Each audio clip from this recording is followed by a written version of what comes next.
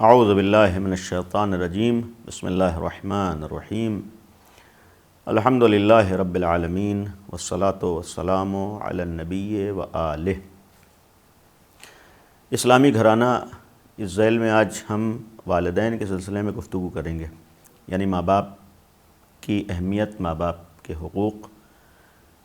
چونکہ اسلام میں جو چیزیں ہمارے اوپر واجب ہیں اور ایک اسلامی گھرانہ میں جس چیز کا ہمیں خیال کرنا ہے اور جس چیز کی طرف توجہ دینا ہے، ان میں سے ایک ماں باپ اور والدین کا معاملہ بھی ہے، اور یہ کسی زمانے سے مخصوص نہیں ہے بلکہ ہر زمانے کے لیے ہے۔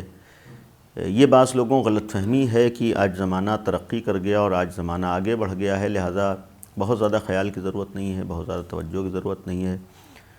اور والدین کی بہت زیادہ خدمت کی ضرورت نہیں ہے۔ یہ غلط فہمی ہے ہر زمانے میں، یہ انسانی ضرورت کا نام ہے کہ والدین کا خیال کرے، اور انسان کی کامیابی کا بہت بڑا راز خود ماں باپ ہیں۔ اگر انسان کو اپنی زندگی کو پرسکون بنانا ہے، اچھی بنانا ہے، کامیاب زندگی بنانا ہے، خوشحال زندگی بنانا ہے، بہت سی بلاؤں، بہت سی مصیبتوں اور بہت سی پریشانیوں سے اگر محفوظ رہنا ہے، اس کا ایک راستہ ماں باپ کا خیال کرنا بھی ہے، والدین کا خیال کرنا ہے، ان کے ساتھ حسن سلوک کرنا ہے اور ان کی جانب توجہ دینا ہے، اور ان کی جو ہمارے اوپر ذمہ داریاں ہیں ان ذمہ داریوں کو ادا کرنا ہے۔ جو حقوق ان کی طرف سے ہمارے اوپر عائد ہوئے ہیں، اللہ نے عائد کیے ہیں، ان حقوق کی ادائیگی ہمیں کرنا ہے۔ اس میں سے بہت سی چیزیں ہمارے اوپر واجب، مثلاً والدین کے ساتھ ہمیں نیک برتاؤ کا قرآن نے متعدد جگہوں پر حکم دیا ہے۔ مثلاً سورہ مبارکہ اسراء کی، یعنی بنی اسرائیل کی آیت نمبر 23 سے 25 تک میں دو آیات میں تذکرہ ہے، وَقَضَىٰ رَبُّكَ أَلَّا تَعْبُدُوا إِلَّا إِيَّاهُ۔ مشہور آیت ہے کہ تمہارے رب نے تمہارے لیے فیصلہ کر دیا، یعنی اللہ کا یہ گویا ہمارے لیے فیصلہ ہے، پیغمبر سے خطاب ہے، لیکن یہ ہر انسان کے لیے پیغمبر ذریعہ ہیں کہ اللہ کا فیصلہ یہ ہے کہ اللہ تعبدوا الا ایاہ۔ سب سے پہلے یہ حکم ہے کہ اللہ کے علاوہ کسی کی عبادت نہ کرو، یعنی اللہ کے علاوہ کسی کی عبادت تمہارے لیے جائز نہیں۔ یہی وجہ ہے کہ ہمارے ہاں قرآن کے حکم پر عمل کرتے ہوئے مذہب تشیع کی پہچان ہی یہ ہے کہ جہاں پر اللہ کے علاوہ کسی کی عبادت جائز نہیں ہے، معبود صرف پروردگار ہے، معبود صرف خدا ہے، لائق عبادت صرف اللہ تبارک و تعالی ہے۔ اللہ کے علاوہ کسی کی عبادت نہیں ہو سکتی، اللہ کے علاوہ ہر ایک کی عبادت حرام ہے، جائز نہیں ہے، لہذا ہم صرف اللہ کی عبادت کرتے ہیں۔ اللہ تعبدوا الا ایاہ، اللہ کے علاوہ کسی کی عبادت نہ کرو۔ وبالوالدین احسانا، اب یہ ہے کہ اپنے ماں باپ کے ساتھ، اپنے والدین کے ساتھ احسان کرو، نیکی کرو۔ اور اما یبلغن عندک الکبر احدہما او کلاہما، اگر تمہارے والدین، تمہارے ماں باپ دونوں بوڑھے ہو جائیں یا ان میں سے کوئی ایک بڑھاپے کی منزل میں ہو تو فلا تقل لہما اف، دیکھو ان سے اف تک نہ کہنا، ولا تنہرہما، اور ان کو جھڑکنا نہیں، وقل لہما قولا کریما، اور ان کے ساتھ نرم انداز میں اور شریفانہ گفتگو کرنا، کریمانہ گفتگو کرنا۔ وَاخْفِضْ لَهُمَا جَنَاحَ الذُّلِّ مِنَ الرَّحْمَةِ، اور ان کے سامنے خاکساری کے ساتھ اپنے شانوں کو اور اپنے کاندھوں کو جھکائے رکھنا۔ وَقُلْ رَبِّ ارْحَمْهُمَا كَمَا رَبَّيَانِي صَغِيرًا، اور یہ کہتے رہنا کہ خدایا دونوں پر اسی طریقے سے رحمت نازل فرما جس طریقے سے ان لوگوں نے کم سنی میں اور بچپنے میں ہمارا خیال کیا ہے۔ یہ قرآن ہے، اس میں بعض چیزیں قابل توجہ ہے۔ اولاً اللہ کا فیصلہ ہے، دوسرے اللہ کی عبادت کا حکم دیا ہے، اور اس کے بعد والدین کی اطاعت کا حکم دیا ہے۔ اس کا ایک مفہوم یہ بھی ہے کہ والدین کی اطاعت عبادت پروردگار ہے، یعنی انسان جب اللہ کے حکم پر عمل کرتے ہوئے اپنے والدین کی اطاعت کرے گا تو یہی اطاعت کرنا اللہ کی عبادت شمار ہوگا، اللہ کی عبادت اسے کہا جائے گا۔ اور پھر جب ان کی اطاعت اللہ کی عبادت ہے تو ان کی مخالفت، ان کو تکلیف پہنچانا، ان کا خیال نہ کرنا اور ان کے ساتھ برا برتاؤ کرنا، یہ یقیناً یعنی عبادت کے خلاف ہے۔ یہ انسان کے لیے گناہ کا سبب ہے، معصیت کا سبب ہے۔ اور پھر اس میں ایک توجہ کے لائق ہے کہ کہا گیا کہ اگر تمہارے ماں باپ بوڑھے ہو جائیں، بڑھاپے کی منزل کو پہنچ جائے، کوئی ایک بڑھاپے کی منزل کو پہنچ جائے تب یہ حکم ہے۔ اس کا مطلب ایسا نہیں ہے کہ جب جوان ہو تو پھر یہ ذمہ داری نہیں ہے، جب جوانی کے مرحلے میں ہو تب یہ حکم نہیں، ایسا نہیں، بلکہ اس کے سلسلے میں جو بیان کیا گیا ہے کہ بڑھاپے کا تذکرہ اس لیے ہوا ہے کہ بڑھاپے میں معمولاً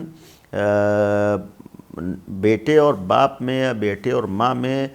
مزاج کے اعتبار سے، فکر کے اعتبار سے اور سوچ اور نظریے کے اعتبار سے بہت زیادہ فرق ہو جاتا ہے۔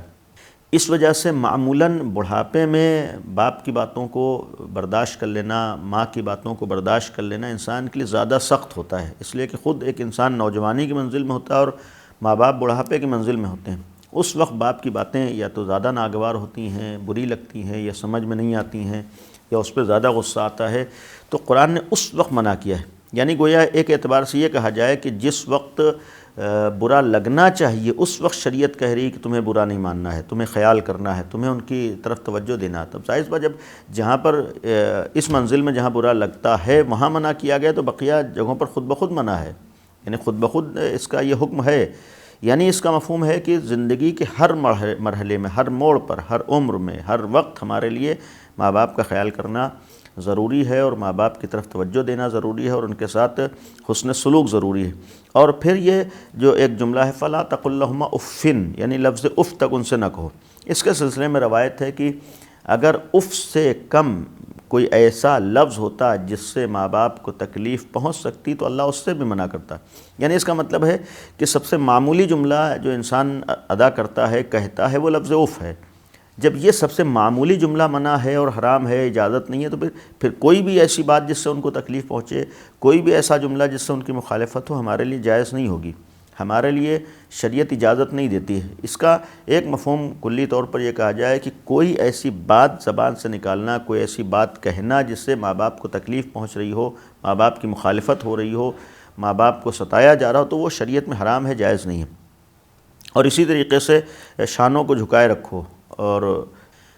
گویا ان کے سامنے اپنے عمل کے ذریعے سے احترام کا اظہار کرو، یعنی تمہارا رویہ، تمہارا برتاؤ، تمہارا انداز، تمہارا طریقہ، تمہارا اٹھنا بیٹھنا ایسا ہو جس سے معلوم ہو کہ تم ماں باپ کا احترام کر رہے ہو، جس سے معلوم ہو کہ تم کو ماں باپ کی عزت کا خیال ہے، اس سے معلوم ہو کہ تم ماں باپ کی فکر میں ہو، ماں باپ کا گویا احسان تمہاری نگاہوں میں ہے، ماں باپ کی عظمت تمہاری نگاہوں میں ہے۔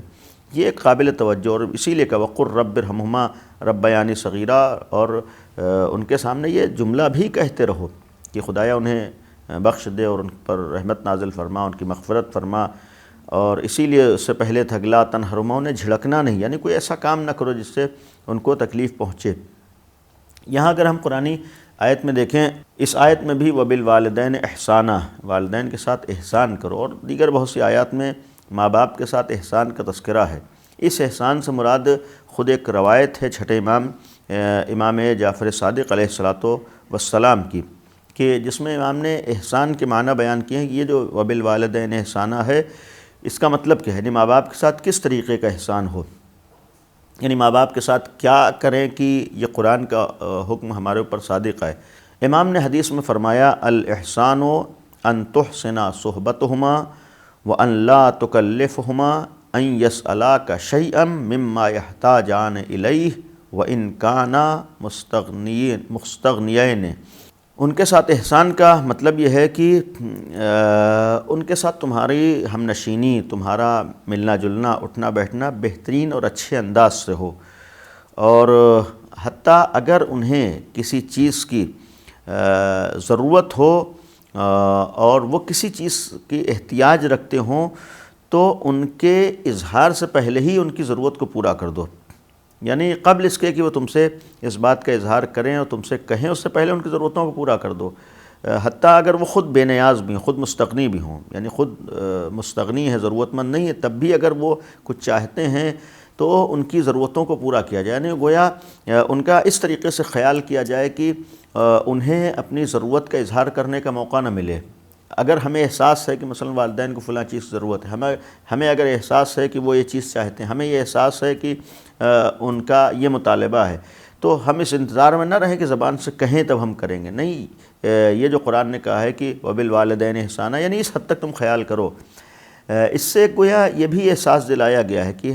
ہم احترام میں گویا اس بات کا پاس و لحاظ رکھیں کہ ان کی عظمت و بزرگی بھی باقی رہے، اور انہیں اپنے اولاد کے سامنے ذرہ برابر شرمندگی کا احساس نہ ہو، ان کا سر کبھی جھکنے نہ پائے۔ یعنی اس کا ایک مفہوم یہ بھی کہا جا سکتا ہے کہ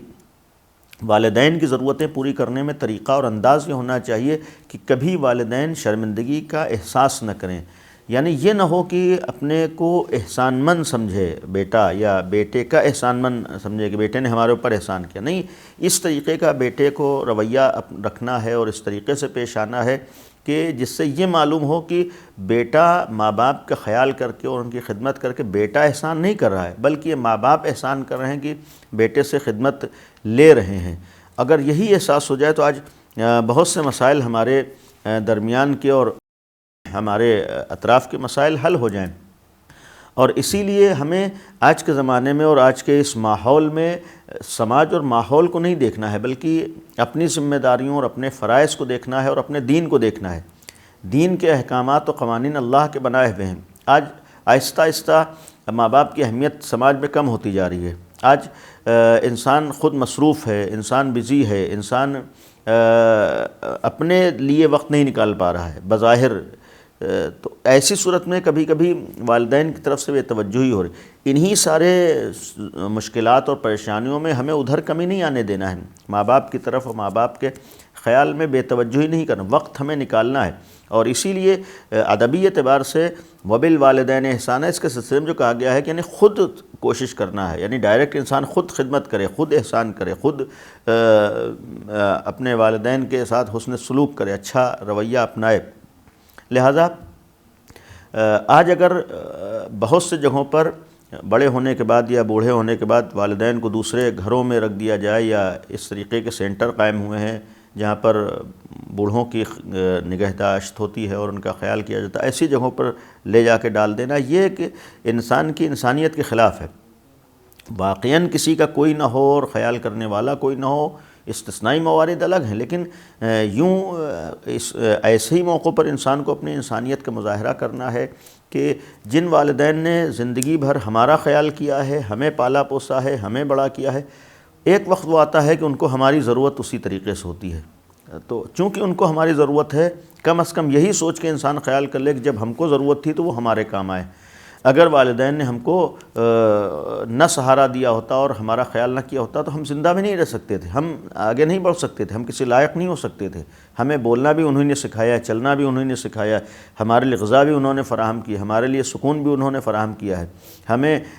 قدم قدم پر سہارا انہوں نے دیا ہے۔ تو جب انہوں نے ہر قدم پہ سہارا دیا ہے، آج اگر وقت آیا ہے کہ ان کو ہماری ضرورت ہے تو ہم ساری چیزوں کو چھوڑ کر ان کا خیال کریں، ہم ان کی طرف توجہ رکھیں، ان کی ضرورتوں کو پورا کرنے کی کوشش کریں۔ یقین رکھیں کہ اس میں خود ہمارے لیے ترقی ہوگی، ہمارے لیے عزت ہوگی، ہمارے لیے کامیابی کے راستے نکلیں گے۔ لیکن ہم اگر نہیں توجہ دیں گے تو پھر ہمارے نقصانات ہمارے سامنے ہوں گے۔ یہ جو میں نے جملہ کہا ہے ہم نگاہوں میں رکھیں کہ ہم دنیا کو اپنے لیے آئیڈیل نہ بنائیں، سماج کو اپنے لیے آئیڈیل نہ بنائیں۔ ہم یہ نہ دیکھیں کہ دنیا میں آج کیا ہو رہا ہے، ہم یہ دیکھیں کہ ہماری ذمہ داری،